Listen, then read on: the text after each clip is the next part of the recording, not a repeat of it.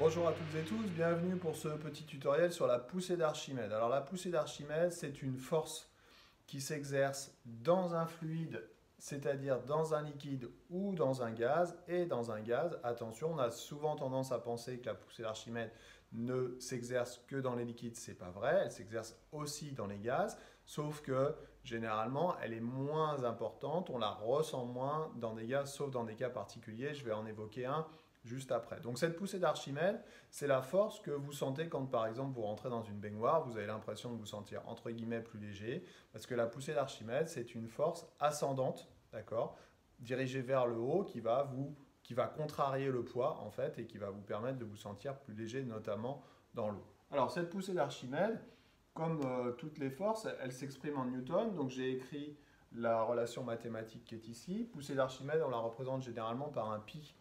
Donc cette poussée d'Archimède, elle est égale à la masse volumique du fluide dans lequel elle se trouve.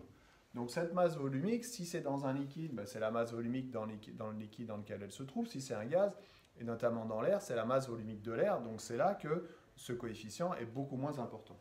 Cette masse volumique, elle peut être en kilogrammes par mètre cube, elle peut être en kilogrammes par litre, ça dépend, il faut faire attention.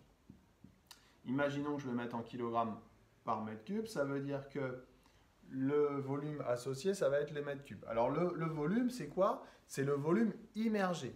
J'insiste, si je prends ici un glaçon par exemple, ou un objet qui est à moitié un iceberg, à moitié immergé dans l'eau, la poussée d'Archimède va s'appliquer uniquement sur la partie qui est immergée. Si je veux représenter cette force avec un vecteur, bien entendu, on va prendre le centre d'inertie, mais le centre d'inertie de la partie immergée seulement, et on va faire une force ascendante comme ceci. Donc j'insiste, le volume, ce n'est pas forcément le volume de tout l'objet, sauf s'il est complètement immergé, mais c'est le volume de la partie immergée. Et puis N, bah, c'est l'intensité de la pesanteur, c'est en newton par kilogramme comme d'habitude. Bon, alors trois petits exemples. On a donné l'exemple du glaçon ou de l'iceberg ici. Évidemment, si on peut reprendre le principe d'inertie par exemple, si ce glaçon est immobile, ça veut dire qu'il va être soumis à des forces qui se compensent. Quelles sont les forces qui s'exercent sur le glaçon pour qu'il soit immobile? Ça va être la poussée d'Archimède et puis ça va être son poids. Cette fois, le poids s'applique sur le centre d'inertie de l'ensemble de l'objet. Donc on va le représenter comme ça, avec des intensités de vecteurs qui vont être des normes de vecteurs qui vont être les mêmes pour que le glaçon puisse être immobile. Deux autres exemples, la montgolfière. D'accord, montgolfière. Bah, pourquoi ça fonctionne? Ça fonctionne parce qu'il y a une poussée d'Archimède qui va être cette fois supérieure au poids qui va permettre à l'objet de monter. Donc comment on fait pour le faire monter? Bah, on va jouer sur le volume.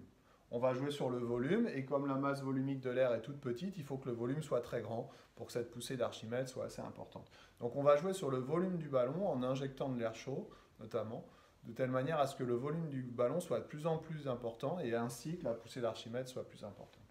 Dernier exemple, l'exemple du sous-marin.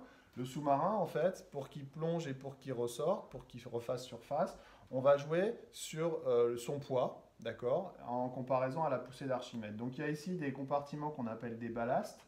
Ces ballastes, on va les remplir d'eau ou d'air compressé, de telle manière à chasser l'eau. Si on fait rentrer l'eau, eh bien évidemment le poids va augmenter et à ce moment-là, le sous-marin va tomber ou va couler ou va descendre en profondeur.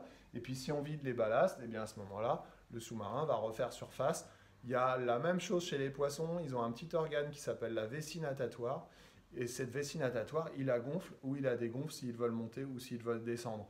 Ils le font évidemment inconsciemment, mais c'est ce qui se passe pour que les poissons puissent monter ou descendre dans les océans. Voilà, j'espère que j'ai été clair. Je vous dis à bientôt pour un nouveau tuto. Bye bye.